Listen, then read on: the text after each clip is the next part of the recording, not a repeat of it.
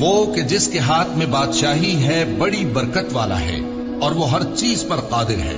اسی نے موت اور زندگی کو پیدا کیا تاکہ تمہاری آزمائش کرے کہ تم میں کون اچھے کام کرتا ہے، اور وہ زبردست ہے، بخشنے والا ہے.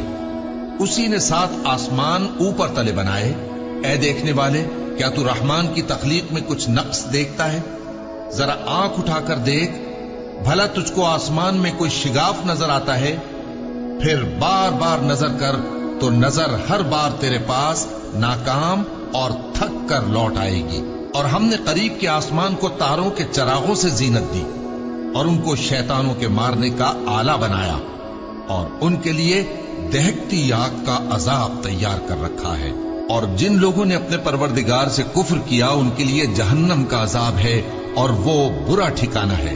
جب وہ اس میں ڈالے جائیں گے تو اس کا چیخنا چلانا سنیں گے، اور وہ جوش مار رہی ہوگی گویا مارے جوش کے پھٹ پڑے گی. جب اس میں ان کی کوئی جماعت ڈالی جائے گی تو دوزخ کے داروغہ ان سے پوچھیں گے، کیا تمہارے پاس کوئی خبردار کرنے والا نہیں آیا تھا؟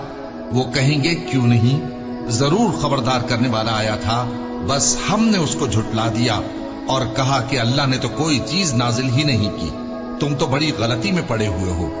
اور کہیں گے، اگر ہم سنتے یا سمجھتے ہوتے تو دوزخیوں میں نہ ہوتے.